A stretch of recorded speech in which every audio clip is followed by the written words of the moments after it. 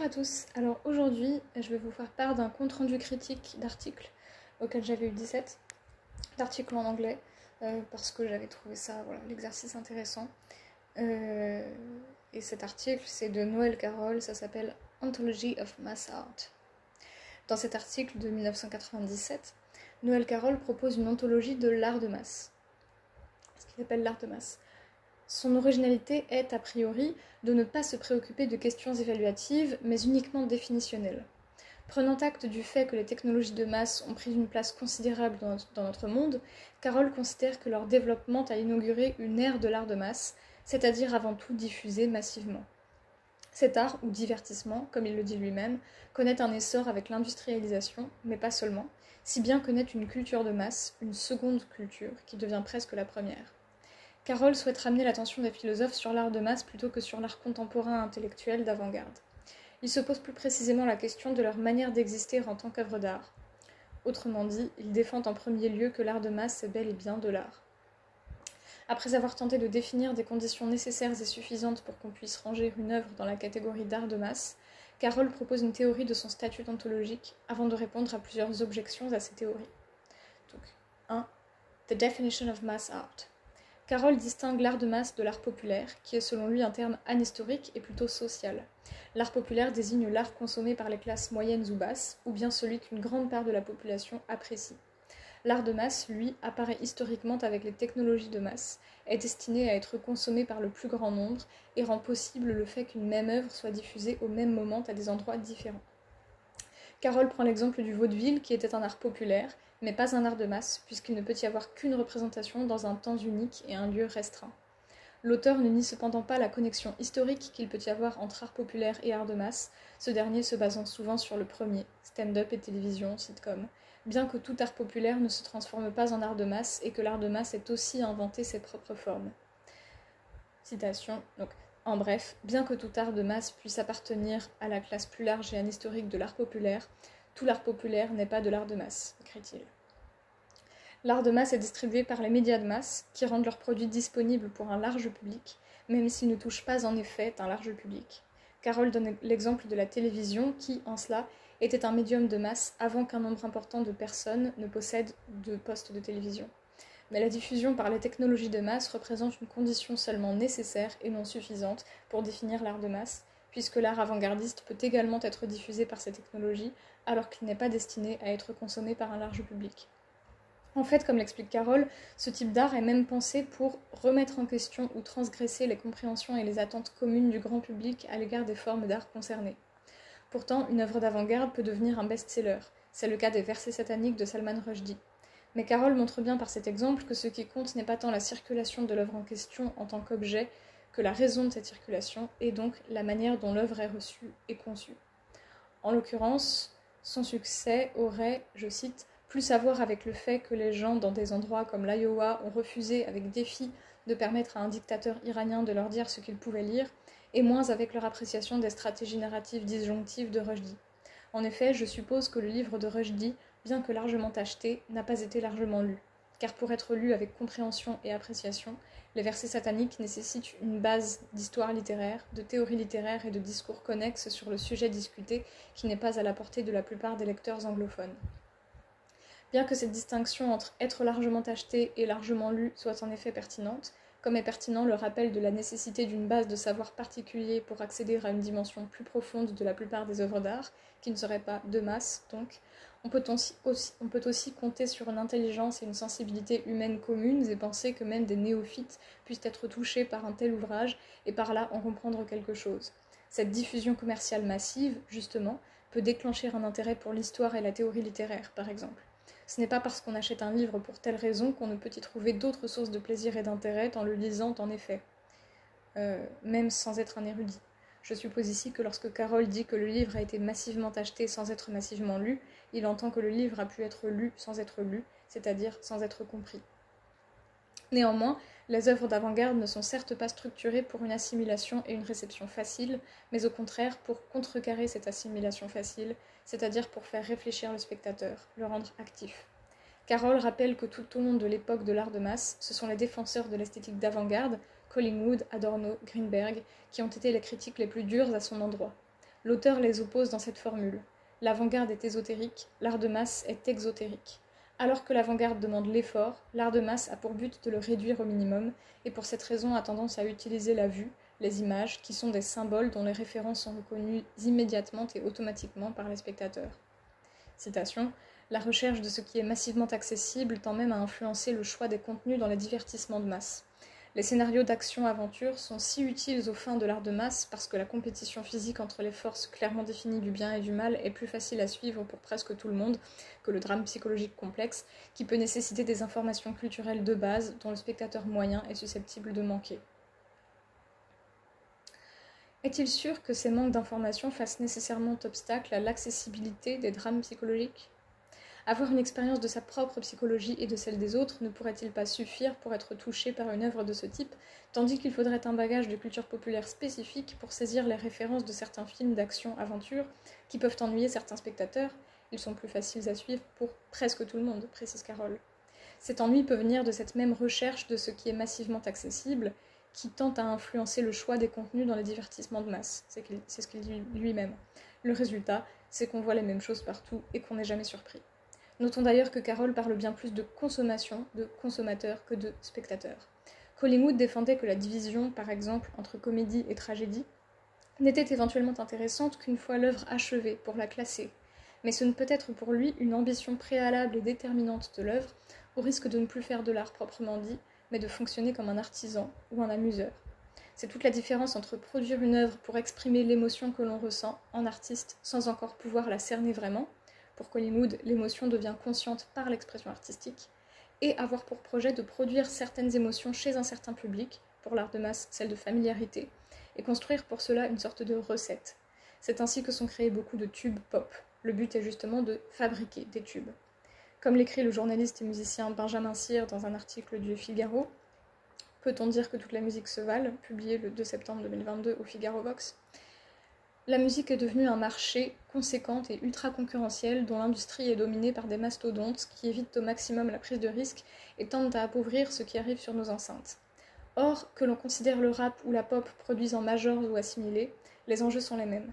Quand les auditeurs reçoivent un morceau, le plus souvent poussé par une promotion multi-support et sans limite, les producteurs ont besoin que la sauce prenne immédiatement. Pour cela, rien ne vaut mieux que de sans cesse recycler les mêmes plats, d'appauvrir les usages harmoniques, de manière à ce que l'auditeur ait un sentiment de familiarité dès la première écoute d'un morceau. Là où vous croyez entendre une chanson aux différentes parties, c'est en réalité toujours la même qui vous revient sous des formes différentes, de manière à ce que, lorsque le refrain intervient, il vous paraît évident. Hélas, cela signifie aussi que la chanson sur laquelle vous vous balancez est obligatoirement d'une grande pauvreté musicale. Business is business. Ce n'est donc pas le genre qui donne à une musique sa valeur intrinsèque, mais la manière dont on la conçoit et le but pour lequel on la compose. Je vous donne aussi une autre partie du texte que je n'avais pas directement citée mais que j'avais mise en annexe. Il n'y a nul hasard si une part considérable des plus grands succès internationaux entendus ces dernières années sont le fruit d'une seule et même structure de production, dirigée par l'énigmatique producteur suédois Max Martin, l'homme qui aura sans doute le plus œuvré à l'appauvrissement de la musique dans le monde. Jugez plutôt d'une partie des noms figurant dans l'écurie du magnat scandinave. Britney Spears, Céline Dion, Pink, Avril Lavigne, Katy Perry, Usher, Maroon 5, Justin Bieber, Taylor Swift, Shakira, Jennifer Lopez, Ariana Grande, The Weeknd, Selena Gomez, Justin Timberlake, Ed Sheeran, Lady Gaga, Coldplay et on en passe. Ce n'est pas un mal en soi qu'une telle brochette de stars bénéficie des services d'un seul et même homme. Le problème est que celui-ci a établi une sorte de recette quasi algorithmique du succès, fondée sur l'application de 11 postulats qu'il applique à l'envi sur l'essentiel des titres dont il a la responsabilité, qu'importe le genre de ceux-ci. Il en a fait l'aveu en 2017 dans l'une de ses rarissimes interviews données à l'occasion d'une masterclass. Or, parmi ces 11 postulats, qui sont évidemment une synthèse approximative du travail du producteur, plusieurs expliquent l'appauvrissement d'une bonne part de la musique qui nous arrive. Parmi eux, le fait de non seulement simplifier la mélodie au maximum, tout en la rendant la plus efficace possible, ce qui n'a rien d'évident, mais surtout de la décliner astucieusement à la fois dans les couplets et dans les refrains d'un même morceau. Là où vous croyez entendre une chanson aux différentes parties, c'est en réalité toujours la même qui vous revient sous des formes différentes, de manière à ce que, lorsque le refrain intervient, il vous paraît évident. Voilà. Je disais donc ensuite, le problème n'est pas tant cet usage de ce qu'on pourrait appeler la forme thème et variation, qui après tout se pratique depuis des siècles de façon très plaisante, complexe et intéressante, chez Bach notamment, Benjamin Cyr accorde d'ailleurs qu'il faut certaines compétences solides pour être capable de faire ce que fait Max Martin. Mais l'on peut imaginer que Collingwood serait d'accord avec la dernière phrase de cette citation. La systématisation d'une recette qui a pour but de produire des tubes, c'est-à-dire de l'argent, ne peut pas relever de l'art proprement dit. Cela se rapproche davantage de l'artisanat et, en l'occurrence, du divertissement et de son industrie. En somme, oui, la compétition des forces bien mal clairement définies est plus accessible que les scénarios de films d'auteur. Est-elle plus appréciable pour autant ? Carroll le dit lui-même. Les arts de masse tendent vers une certaine forme d'homogénéité justement parce qu'ils ont pour but d'engager ce qui est commun parmi d'immenses populations de consommateurs. Ils ne se placent pas sur un terrain évaluatif, on l'a dit, mais définitionnel. Toutefois, il semble critiquer la critique visant cette homogénéité. Je cite. Fréquemment, c'est cette tendance à l'homogénéisation que les critiques, généralement des critiques d'avant-garde, soulignent avec dégoût lorsqu'il s'agit de discussions sur l'art de masse. Cependant, la recherche de dénominateurs communs dans l'art de masse, aux deux niveaux du style et du contenu, n'est pas un défaut, mais plutôt une considération de conception étant donné la fonction de l'art de masse. Car c'est le but de l'art de masse d'impliquer un public de masse, et cela impose une inclination vers les structures qui seront facilement accessibles et avec peu d'efforts de la part de publics issus d'horizons très différents. Du point de vue pragmatique auquel Carroll se place, ce n'est en effet pas un défaut, mais un élément logique et visant un but clair, qui est bien celui de l'art de masse. Mais ce but n'est-il pas en opposition avec celui de l'art, à cause de ce simple fait qu'il se donne une intention très précise au préalable, comme nous l'avons vu avec Collingwood ? Confère l'exemple que prend Carroll de la MTV, qui rend les spectateurs irrésistiblement attirés par ces images. 2. The Ontology of Mass Art. Carroll commence par essayer de caractériser le statut ontologique des films afin de voir si cette caractérisation peut être généralisée, avec les ajustements appropriés, à d'autres formes d'art de masse, comme la photographie, l'enregistrement sonore, les émissions de radio et les télécommunications, considérant que le cinéma est emblématique de l'art de masse. Pour cela, il se concentre sur la différence entre performances théâtrales et performances filmiques, la différence essentielle étant que les secondes nécessitent un support, tandis que les premières nécessitent une interprétation à chaque performance. Autrement dit, contrairement à la monstration d'un film, chaque occurrence d'une œuvre théâtrale est une œuvre d'art en soi, et en cela il ne s'agit pas d'un art de masse. En effet, je cite, « Si avec le théâtre la pièce type est une recette que les metteurs en scène et autres artistes interprètent, produisant des œuvres d'art différentes, bien que liées avec le film, la recette, le scénario de tournage et les interprétations artistiques du metteur en scène, des acteurs, etc., sont des éléments non détachables de la même œuvre d'art. Nous n'évaluons pas du tout les monstrations de films esthétiquement. Cela est clair. En revanche, que nous n'évaluions pas les scénarios indépendamment de la production du film, comme il dit, est moins sûr. Preuve en est l'existence des récompenses Oscar, César, spécifiques au scénario des films qui peuvent obtenir un score de récompense tout à fait médiocre par ailleurs en termes de réalisation, décor, jeu d'acteurs. En tout cas, pour être de l'art de masse, une œuvre doit pouvoir être diffusée plusieurs fois et simultanément dans des lieux différents. Carroll évoque cependant le cas des improvisations. Si l'on considère qu'elles sont des événements uniques dans leur genre, quel est leur type dont leurs instances de réception seraient les tokens ? Il propose deux solutions à ce problème, la première consistant à affirmer que ces instances de réception sont des documents plutôt que des témoignages, tokens, des improvisations, avec laquelle nous nous accorderions. Mais lui préfère la deuxième solution, qui est de nier que les improvisations soient, en principe, des œuvres d'art uniques, au prétexte qu'elles peuvent être, je cite, mémorisées et rejouées par les artistes originaux ou par quelqu'un d'autre. Elles peuvent être notées, comme elles le sont dans la tradition classique, et rejouées. Et à l'ère de l'art de masse, elles peuvent être enregistrées et ou mémorisées par des auditeurs qui, à leur tour, peuvent les noter et ou les reproduire. Une improvisation continue d'exister aussi longtemps que des performances symboliques peuvent en être exécutées. Un tableau cesse d'exister lorsque l'original est détruit. Mais en ce sens, il n'y a pas, à proprement parler, d'originaux dans le cas de productions musicales ou dramatiques improvisées. Il est conceptuellement possible de reproduire une improvisation, mais il n'est pas possible de reproduire des peintures selon le concept standard de peinture. Pourtant, l'improvisation rejouée n'est précisément plus une improvisation. Prenons le cas de la musique qui accorde peut-être la plus grande place explicite à l'improvisation, à savoir le jazz. Un musicien qui reprendrait un solo précédemment improvisé en chorus, ou pire, qui reprendrait à son compte celui de quelqu'un d'autre, serait très mal vu s'il ne le précisait pas et peu considéré même s'il le précisait. En ce sens, nous considérerions plutôt qu'en effet, les arts de l'improvisation au sens strict sont tout bonnement contraires à l'art de masse. Une improvisation rejouée n'est pas plus légitime à être appelée improvisation qu'une copie de tableau à être élevée au rang de l'original. 3. Objection numéro 1. All art is multiple. Gregory Curie avance que tout art est multiple et non singulier. Or, Carroll se base sur cette distinction pour sa théorie de l'art de masse. Curie propose une expérience de pensée. Imaginons une machine Super Xerox qui pourrait reproduire à l'identique n'importe quelle œuvre d'art. Puisque cela est conceptuellement possible, cela prouverait que tout art peut être, en principe, de masse. Or, selon Carroll, le simple exemple des œuvres d'art dépendantes de leur contexte environnemental, sculpture, architecture, suffit à le contredire. En effet, je cite, « Il est difficile d'imaginer que, dans notre univers physique connu, on puisse reproduire les processus exacts subis par les œuvres originales in situ au moyen de la supermachine Xerox de Curie. » Or, si cela n'est pas possible, la réplique ne pourra être identique à l'œuvre originale qui ne peut, même en principe, être multipliée.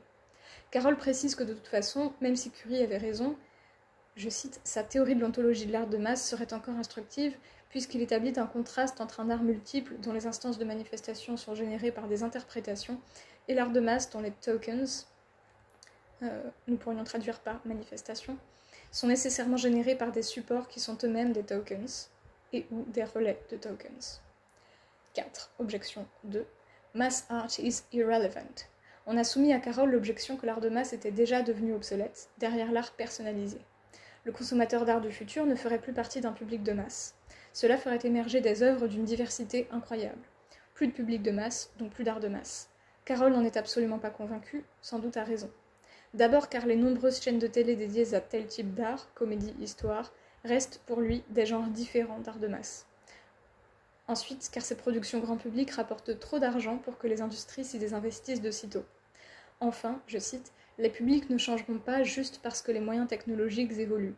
Le goût pour l'art accessible facilement ne s'évaporera pas plus que le plaisir pris à partager des œuvres d'art avec un grand nombre de nos concitoyens ne disparaîtra. » En effet, il y a de nombreuses raisons de penser que l'art de masse sera longtemps, voire toujours présent, et il n'est par conséquent pas impertinent pour le philosophe de le théoriser. Bien que se réclamant d'un point de vue pragmatique, Carroll a écrit un article dont ressort l'idée que l'art de masse permet un accès démocratique à l'art et qui favorise la socialisation, ce avec quoi l'on peut s'accorder. Cependant, l'on peut aussi trouver qu'il balaye un peu facilement d'un revers de la main les critiques visant son caractère homogène. C'est en effet, d'un point de vue évaluatif mais aussi éthique et politique, quelque chose qui peut être vu comme un défaut. Carroll l'évoque brièvement en parlant du capitalisme et de totalitarisme. Ces critiques ne sont d'ailleurs pas forcément incompatibles avec la reconnaissance des vertus de l'art de masse. En somme, à la fois pour notre plaisir et notre santé politique, la démocratisation du savoir nécessaire à l'appréciation d'œuvres d'art ne visant pas l'accessibilité facile par un effort minimal ne serait-elle pas préférable à la démocratisation des œuvres qui la visent ? Je vous remercie de votre attention.